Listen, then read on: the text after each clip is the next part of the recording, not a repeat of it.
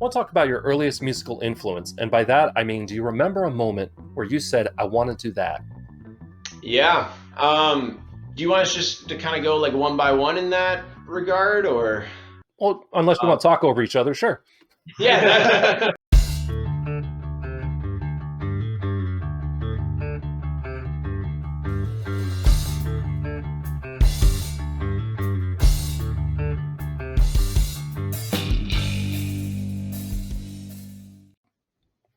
Welcome to Room 6, the channel dedicated to local music wherever it may be and the people that make it, including my guests. I'm Josh, and my guests are a rock band out of Virginia that's putting a modern twist on classic rock. Their debut EP, Show Your Hand, is out now. Please welcome to the channel, Bitter Luck. Say hi, guys. Hi, guys. Hello, everybody. Nice. Thanks. Extra points to the guy who said hi, guys. So before we get into the interview proper, first, I want to thank everybody who's recently subscribed. I really do appreciate you, and recently followed on TikTok and on Twitch. I'm doing live streams on Twitch now once a week. And basically, thank you. If you want to be featured on the channel, whether reviewed, interviewed, or both, like I said, go ahead and hit the social media link down below or hit the email address. Either way, I appreciate you. You'll be able to see what I'm up to online, ways you can support the channel should you so desire, like going to room6.shop for some sweet merch, and more. It all helps, and I really honestly do thank you. Oh, and don't forget to hit, like, share, subscribe buttons, all that jazz. All right, that's my YouTube crap out of the way. Here we go. Back to you guys. First off, is there a deeper meaning to the name than just you decided Bitter Luck sounds kind of rockin'? Well, so we kind of came upon this when we'd been rehearsing, kind of writing some songs for a while and figuring out the name, and all of us had kind of just happened to have a week of just kind of weird bitter luck things kind of happening to us. I can't remember exactly who said it, but it was said at a rehearsal, and it just felt fitting for what we had kind of dealt with and whatnot, and it just stuck. And we were kind of going for, this sort of humble pie, Led Zeppelin, the 2-word Bad Company. Bad Company. The sort of things that we really wanted something that represents us. Like, you could hypothetically look at the name and think like, okay, I think I might have an idea of what these guys kind of do with their music. Nice. It's easy to say. I got sideswiped with my car, and then I got pulled over right after rehearsal, and then he took his backpack, and then I got a beer spilled on my jeans. So like all of like the incidents kept stacking up, and like we kind of had the idea of the name, and like more bad things happened, and we're like, you know what? I think this christens it, and we stuck with it from there. Nice. I noticed that the logo is very reminiscent of the Strokes, or at least some of the versions of the Strokes band logo that I've seen. So I was just like, I bet they're rock and roll. Hey.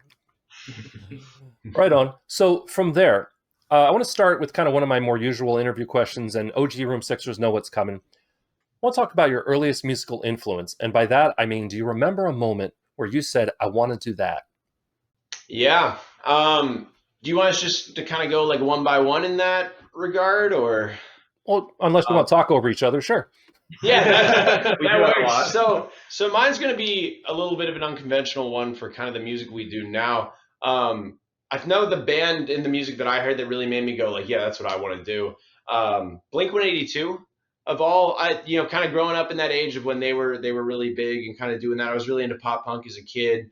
Obviously that kind of fostered and grew into love of much more rock and just music in general. But there was something about like watching, the fun they would have and just the camaraderie and the energy and all that. They just really, really spoke to me, and I would just see them and I was like, man, that's just what I want to do. I wanted to be Tom DeLonge, and be the guitarist, singer, doing that whole thing. Grew up a little bit for sure. Still love Blink-182. But yeah, that was at least for me the moment that I kind of fell in love with it. So, what's your name, by the way? And what's your age? Yo, yes, my name's Ian Eschenberg. I am the 31-year-old singer of Bitter Luck. And thank you very much for shouting that out, because I did forget to mention, if you don't know who Bitter Luck are, thank you very much for watching, and tell them who you are and what you do in the band, and about that moment where you said, I want to do that. Sorry, we're merging the questions. We're crossing the streams. Yeah, no worries. Next! So I'm Eric. I'm 25. I'm the drummer for Bitter Luck. And by the way, that's Will's sister's cat Marsh. She might make an appearance or two throughout the interview. For me, I've honestly been. Sorry, we were talking. She's kind of off and on, and she wants to respond. She might be distracted by others. Fan mascot. Yeah, basically. I honestly can't remember a moment where it was like, I want to go do this, because it's basically been my entire life. Like, I got into music because my dad's a massive Bruce Springsteen fan. My whole family's from New Jersey. So that was kind of my into music. And, you know, I probably started playing drums when I was 4 or 5. And it's kind of just been that ever omnipresent thing, like, throughout my life. And I've always wanted to be in a band and be able to collaborate and write music with people. And, you know, my musical influences from there, I became a huge Led Zeppelin fan, huge John Bonham guy. I mean, I think that might be pretty obvious, like, in my playing. And, you know, from there, it was, you know, it was the Beatles, it was Rush, it was, of course, Springsteen, The Doors, Bowie, Springsteen. It's kind of a little bit of everything. And, I mean, yeah, it's just, like I said, it's just so omnipresent for me that, you know, being with these guys, being able to live that has been really exciting. And that's my piece. Next. Next in line. So I'm Andre. I'm the 23-year-old guitar player. My influence, at least with music growing up, my first influence was definitely seeing Paul McCartney and the Wings, weirdly enough, not Paul with the Beatles. Seeing him on the Wings Over America, like infamous just like tour DVD. Seeing him play like things like Venus and Mars and stuff like that. Really gave me that first inspiration of like just rock music. But the moment for me that made me want to become a guitar player was back when Guitar Hero 3 came out. I was still like maybe 5. That seeing Slash up there in the game was like, that's what I wanted to do. And I started picking up the tennis rackets around and pretending to play guitar. Memories. All the good old memories. But yeah, seeing him up there playing Welcome to the Jungle was like, I knew that's what I wanted to do. And then I'm Will. I'm the 27-year-old bass player. Really, for me, I think what stands out, the most present memory I have of it is I remember being, I think, 11 or 12, hanging out, and I think my dad and I were going somewhere, and we got in the car, and the radio came on, and DC doesn't have much great rock radio, at least, and not anymore. Really then anyway. Rip 105.9 The Edge. Yeah, but I remember we always kept it on the classic rock station, and Tom Sawyer by Rush came on, and I remember being like, what the hell is this? It's like the first time I'd ever heard it. And he was like, oh yeah, your uncle, he plays bass, and he knows how to play that song.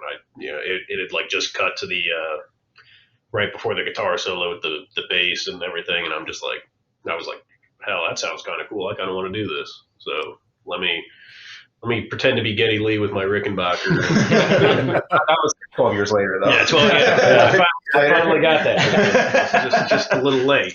Beautiful thing that adult money can do. Yeah, right. Yeah, right. How long did it take you before you started playing organ with your feet too? While you were he has the pedals upstairs. Believe it or not, it's there. Yeah. Awesome. Stick around, by the way. We're going to be seeing a music video of theirs. I think it's a live performance after the interview.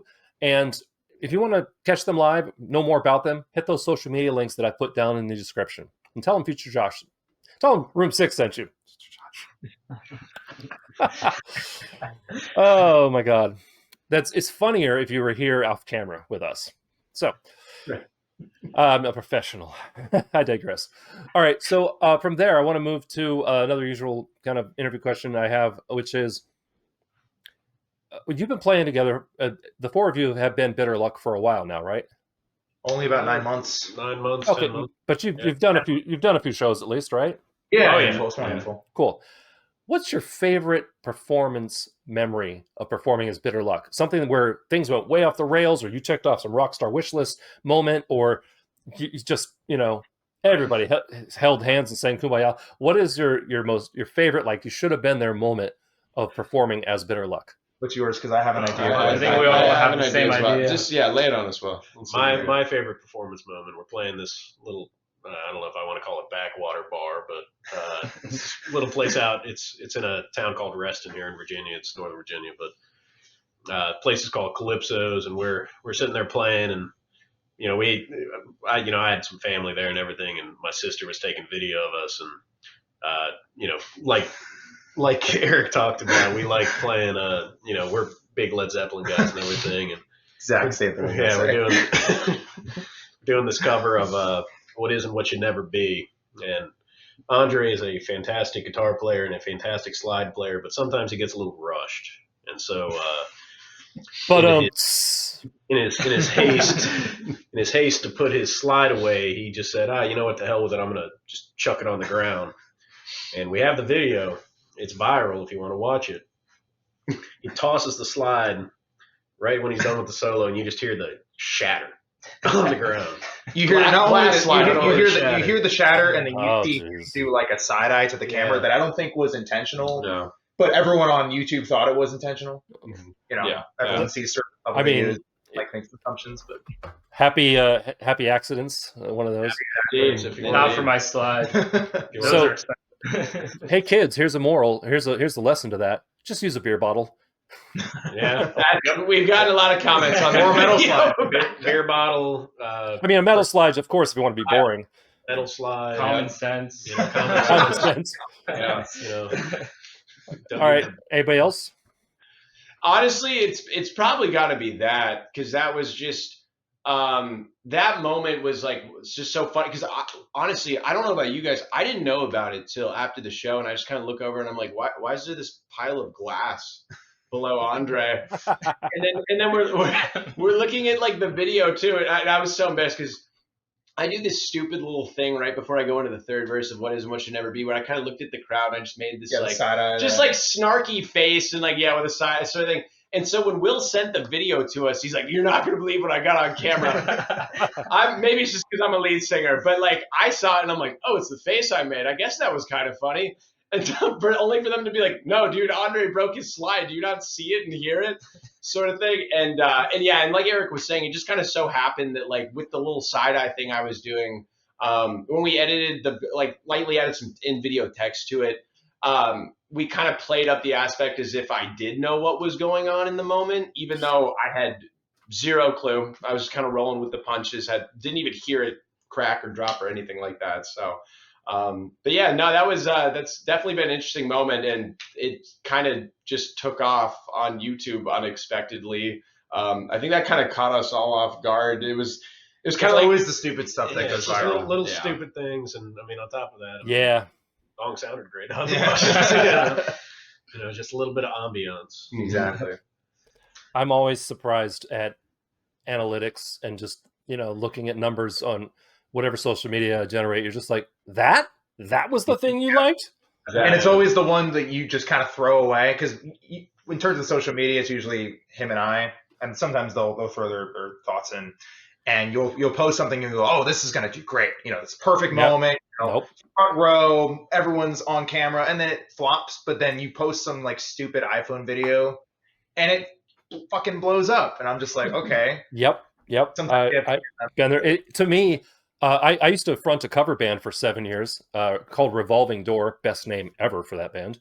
Oh, yeah. But imagine we would play 4-hour cover shows because that's what you do in Vegas. Everybody's in a cover band besides the originals stuff you're trying to do. I actually have had musicians on the channel who make a living with their day job of being a cover band because they're that good. And then they also are a completely other band, like pop punk band versus we're playing, whatever's currently popular on the radio. And I totally respect that, but I'm always like, man, when did you get like a break from performing? Mm-hmm. Yeah. But anywho, I digress. What I was going to say was that when we would play, the second the dance floor would fill up, regardless of the song, I would turn around and go like this, saying like, let's stretch it out. And then keep dancing.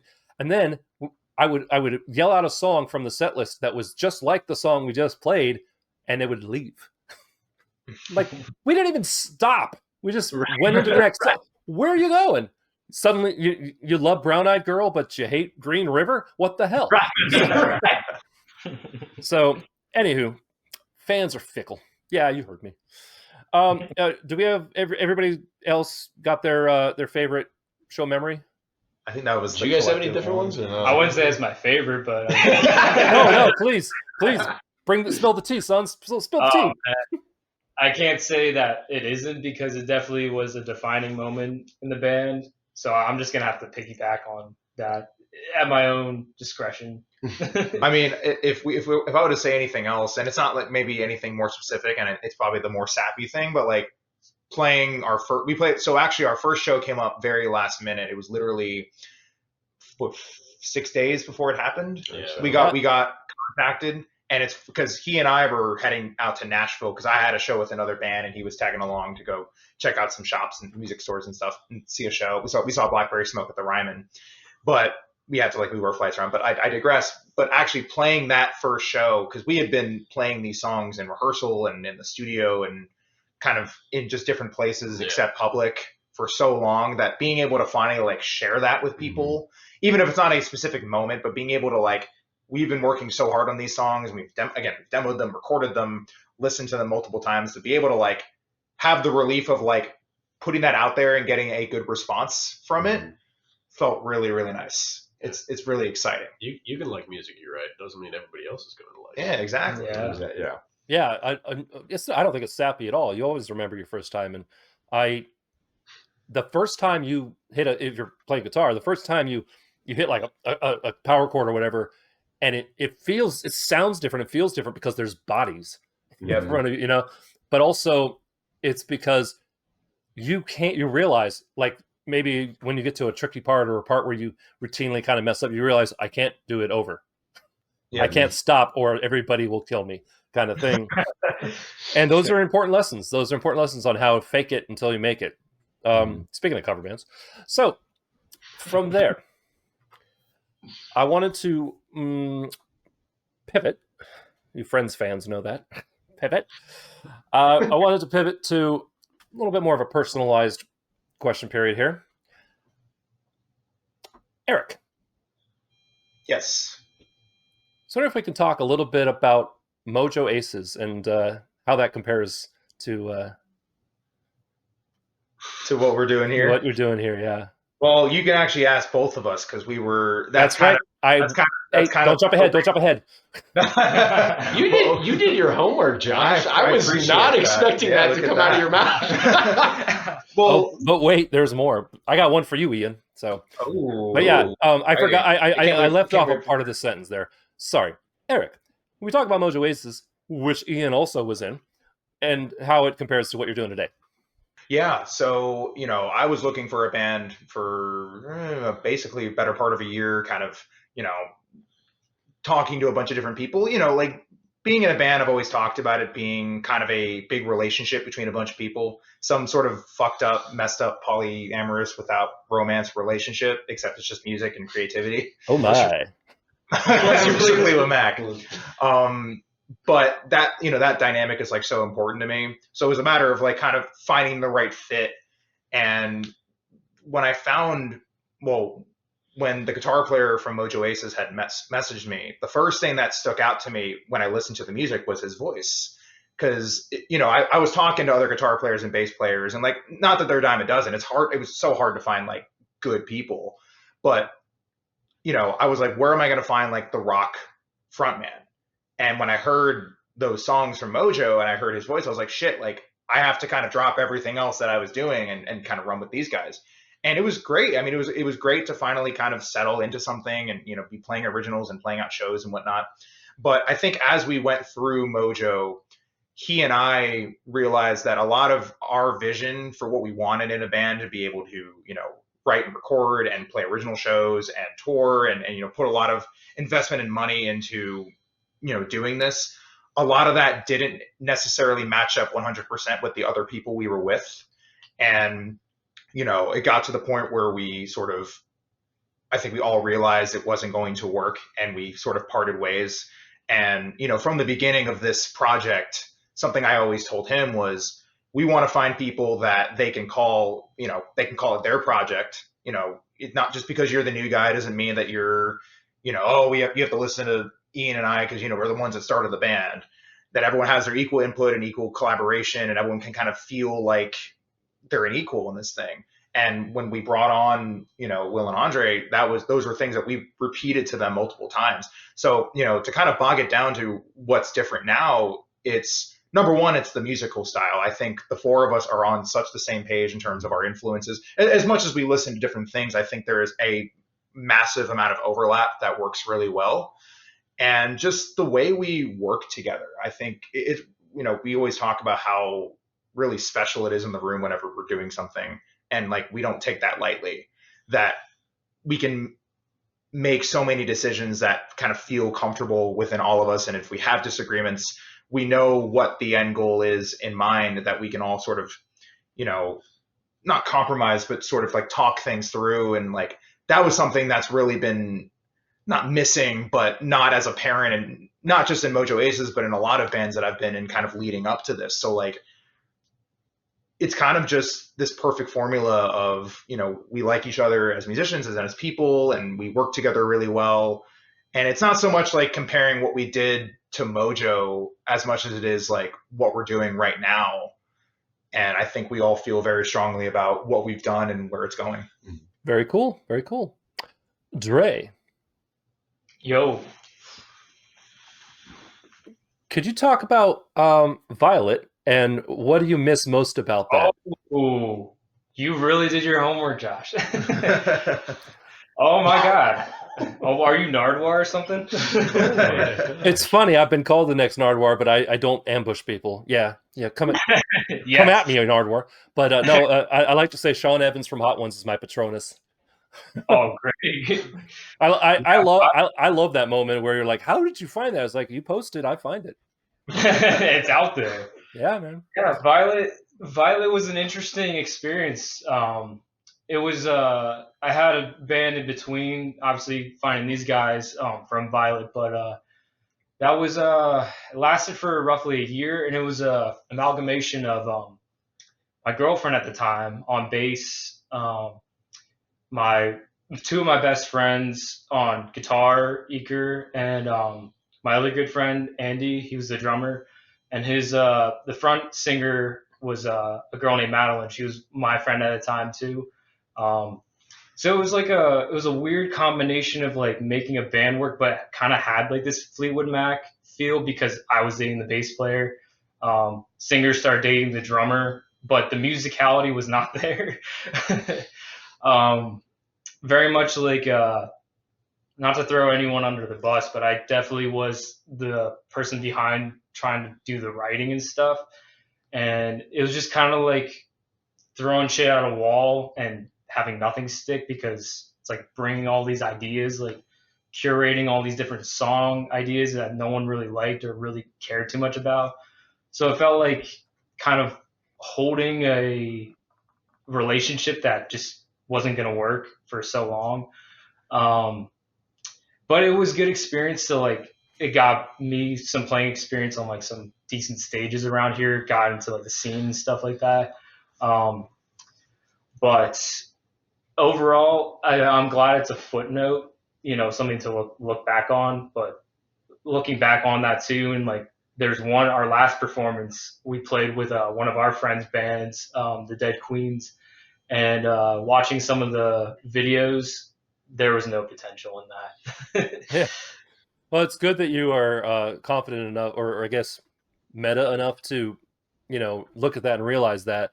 And I'm glad you at least can recognize, there was it was worth something. It was, there was a worthwhile to gain the experience. And every musician needs to go through that whole first band kind of thing, because, they generally don't know. Most people are not in their first band still. They fizzle out because you don't know the game. You don't know how to work as a group and all that jazz. So, cool. Thank you very much. Of course. Will. Hey, Will. Fire away. I was wondering if you have anything you wish you could have done different when you were with Daring for Glory. Done different? Not really. I mean, speaking wholeheartedly. I mean, I'm with them. I still play every once in a while with those guys. I mean, Traitor. I know. We do stuff. I mean, big thing with Daring for Glory, it hit a lot of a back burner once we all got out of college. I mean, for context, Daring for Glory started 2012, 2011, something like that. So way back when. I mean, that was my high school band that kind of morphed and changed and went through a couple of different lineups. People left and people came back, and I mean, revolving door. Yep. Well, not as much of a revolving door. I mean, just little lineup changes here and there. I mean, I've every single one of them guys in that band. I mean, Nick, Tito, Zach, every one of them. Shout out to them. I mean, I love those guys. I mean, they're my brothers too. But with them, it's more of a pop punk edge. Or more of a straight up rock kind of leaning. And so I kind of get to flex my muscles a little bit more with these guys and being able to, kind of, again, going back to what I said earlier, pretend I'm Geddy Lee and, dance around the fretboard a little bit and do some tap dancing on some stuff. And, maybe someday soon I'll bust out a mini Moog and pretend I can play the next album intro to Xanadu or whatever it is. you just got to get the 4080. Yeah, slapping the bass. Don't even talk about that damn 4080. Triggered. All right. And last but not least, Fearless frontman Ian. I was wondering if you can say last but least. No, not. I'll take either. I'm not piggy. Now listen here, you little shit. We say that to him a lot. You're gonna believe in yourself, God damn it. Oh, it's for me. Oh, okay. You're more than long hair and a nice stomach. You got something. You got something. All right. Great rack. Yes. No. Hey. I mean, we all know. At least my personal experience is imposter syndrome is like every musician has imposter syndrome.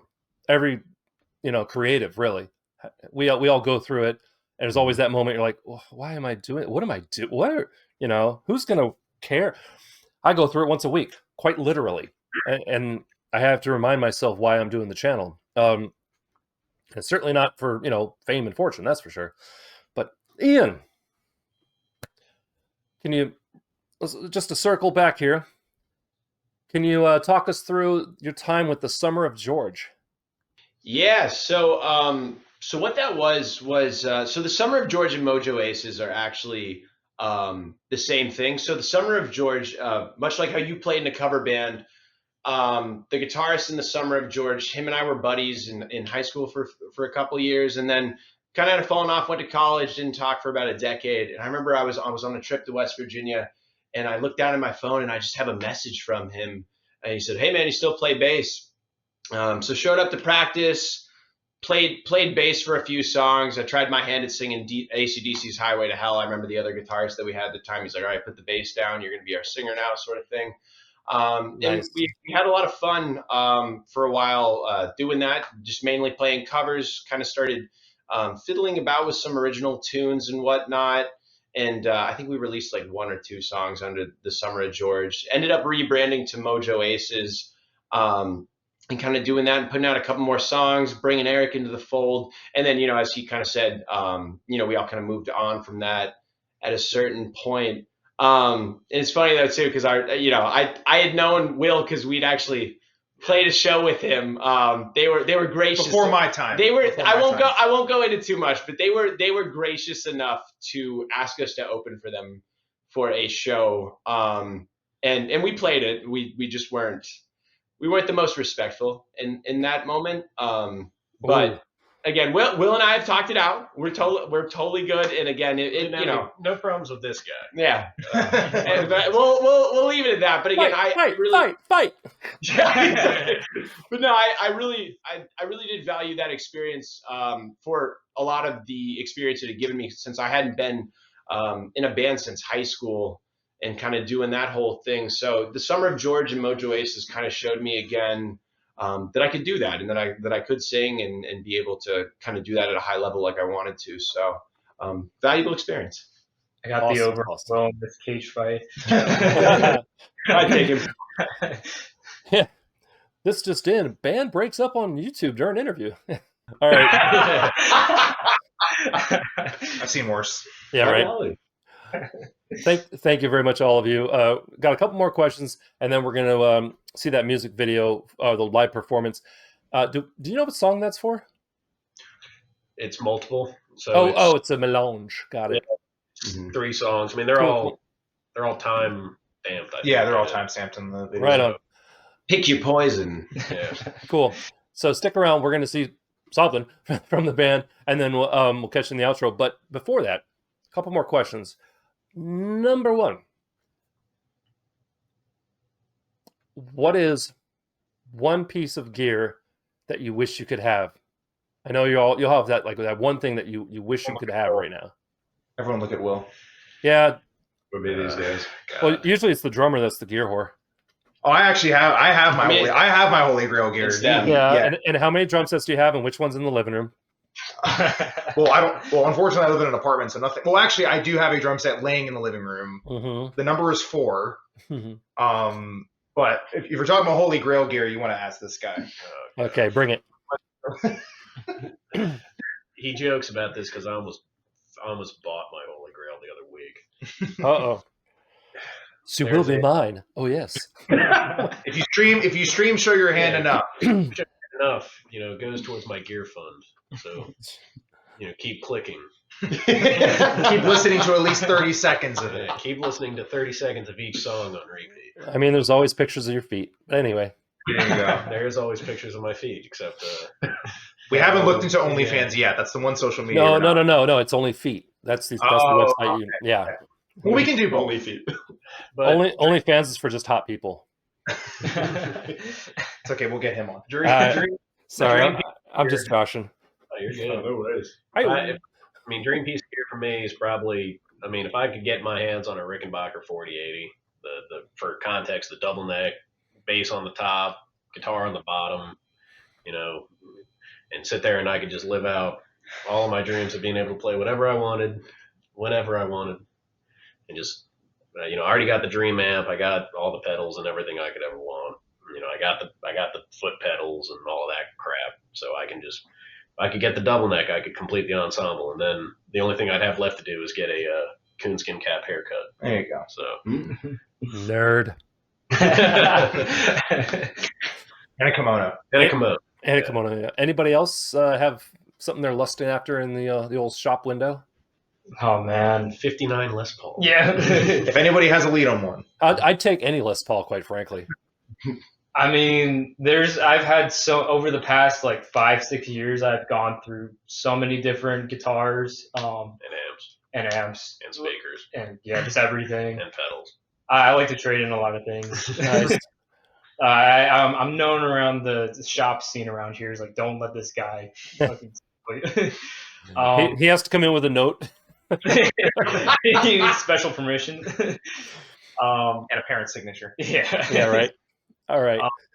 But there's been so many my first Gibson Les Paul I miss dearly, even though it was kind of a hunk of shit.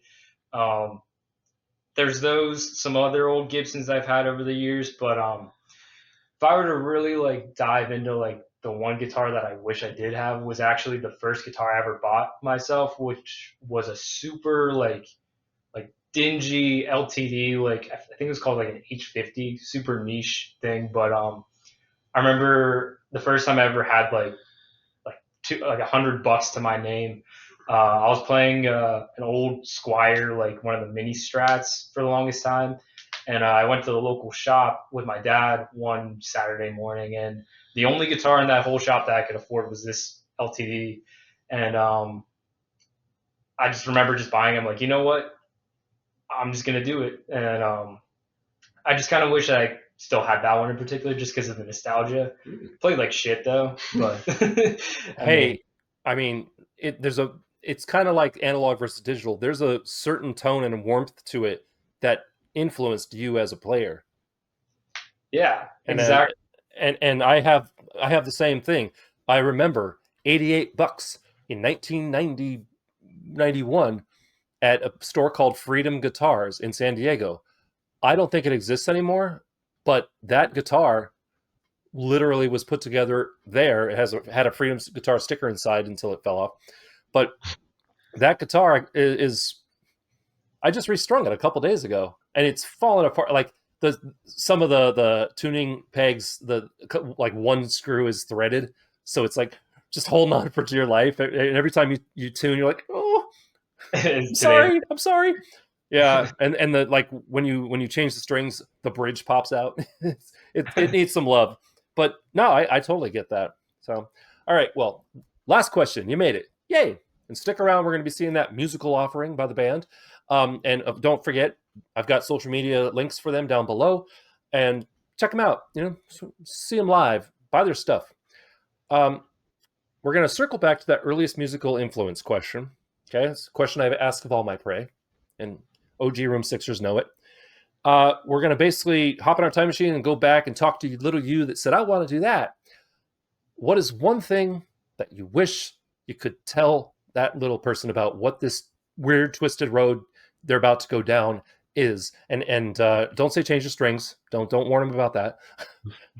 but say, what is one thing you wish someone had told you, or that you would like to tell, the new young musicians out there that say, how do I be like you? What do you got? Half jokingly, you're going to spend a lot of money. Really? And I don't mean that in a negative way. I mean, man, spitting facts. I mean that in the sense of like, doing this seriously is an investment. And I'm not saying that everybody is fortunate enough to be able to, I guess, fulfill that investment to the fullest. But like, I guess like more broadly, if you want to do this for real, you have to invest yourself in it, whether it's financially, whether it's with time, whether it's practicing, whether it's, doing things like this. Like, I feel like if you throw yourself at something and you really want it, you're going to get it eventually. It might be a hell of a road to get to it. But I think if you ride the wave a little bit with it, it'll eventually come to you, which I guess kind of is what happened with me getting this band. So that's mine. Very cool. Batter up. You guys want to go? You want me? I can go. You go. I think for me, if I could talk to my younger self, especially when I was first in a band in high school, I think the big thing is believe in yourself. I know that sounds super cliche, but so many people would tell me, "Oh, you're so good at singing, doing this, that, and the other," but I could just never believe it enough for myself, and that would kind of like stop my confidence in terms of putting myself out there more. Hell, I remember one time, like my buddy or like guitarist at the time had like booked a show for us, and I think I had like the slightest of sore throats, and I'm like, I'm too sick, dude, I can't do it. And it's one of those things I had convinced myself at the time. I'm like, oh, you're sick, you can't hurt your voice, you can't. But it was just like, no, that was just your lack of confidence. And you have the ability, I felt like I was decent enough as a singer, and that people, had given me enough validation in that regard. But really put yourself out there. Don't be afraid. Not everyone's going to like what you do, but there's going to be plenty of other people who do like what you do, and you'll never know it if you never put yourself out there. So yeah, that's a totally valid point. And it's something that took me many years of performing and looking back and thinking back and also making videos on the channel about things like imposter syndrome to really come to grips with, if they like you, they're going to remember you and like what you do. If they don't like you, they're not going to remember you, and that's fine. Nobody's going to be thinking a month from now, God, that one guy really sucked. No, they're either going to like what you did or forget what you did. And there's no bad, like there's no real downside if you look at it like that. It's kind of that whole, you can look at it as we're all going to die someday, or we're all going to die someday. Like it really depends on how you take that truism, but just do it. And remember that they are watching you.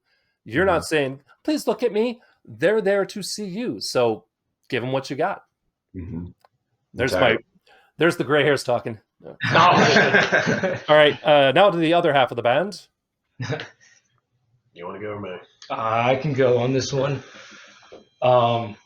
Honestly, I would kind of piggyback a little bit on what Ian was saying too. Just like I would tell myself to not only just have that confidence in your ability, but kind of swerve it in a different way too.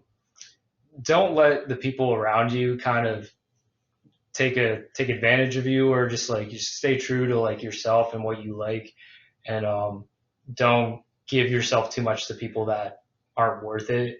Specifically with music, because going down so many different pathways, working with different people of all different genres, you do get a lot of valuable info just musically, doing all these different genres.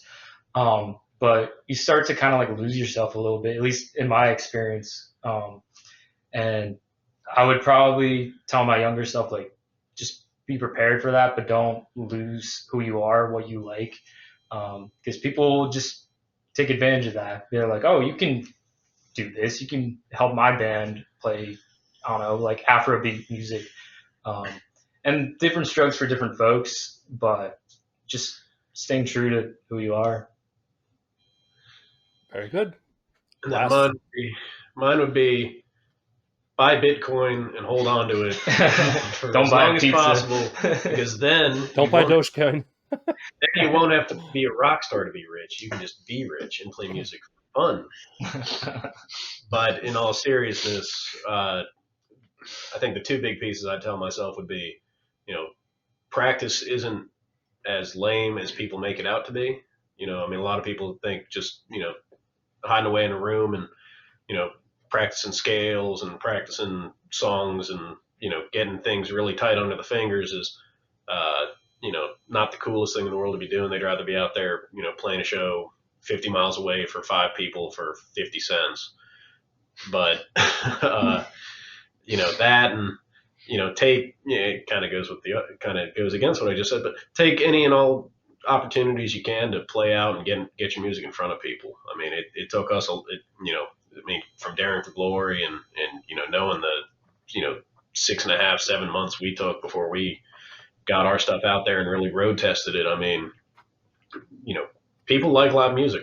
People appreciate it. Otherwise you don't have podcasts like this where you get to feature local bands and, put them out in the spotlight as much as you can.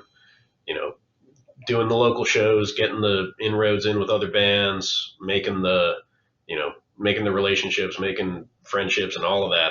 It's critical to any sort of success, as small or as big as you make it in this business. So, taking those opportunities and doing it and just doing the damn thing would probably be the one piece I tell people or tell myself. Doing the damn thing. Yep. I couldn't say it any better.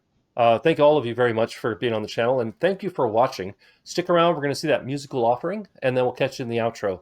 In the meantime, we'll temporarily say goodbye, and we'll see you in a minute. Thank you for having us. What do you think?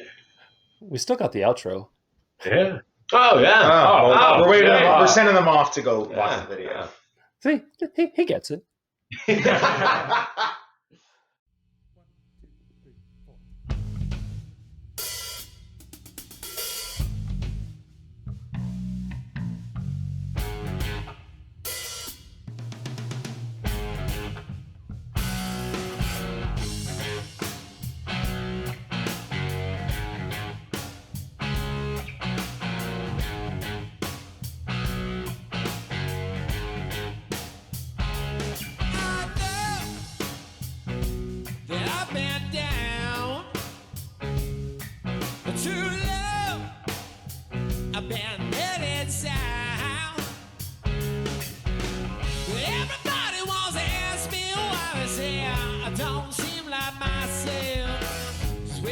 Forget the feeling like you should be put back on the shelf.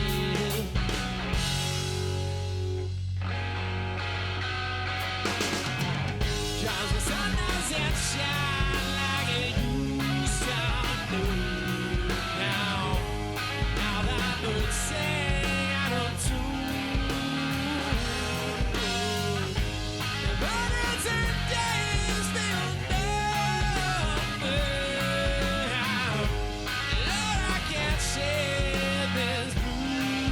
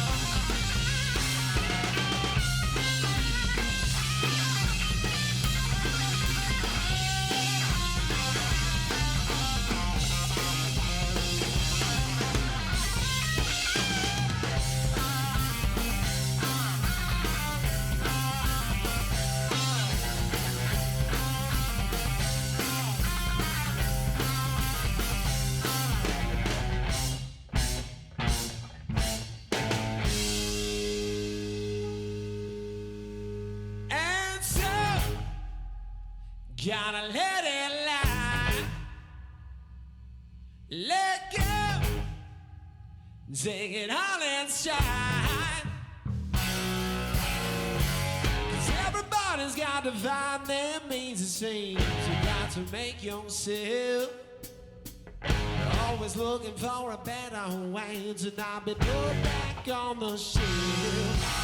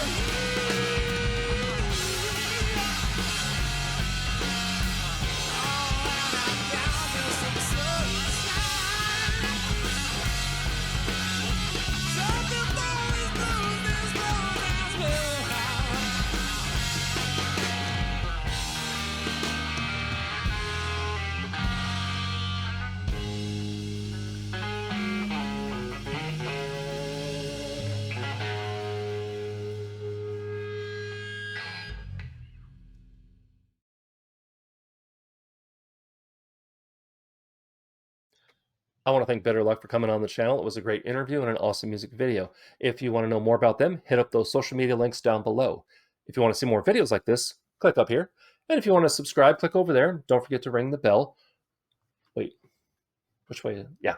And if you want to hear my own music, click over there. Remember to be amazing, and we'll see you next time on Room 6. Say goodbye, guys. Goodbye, guys. Ba-da-ba-ba-da-bum.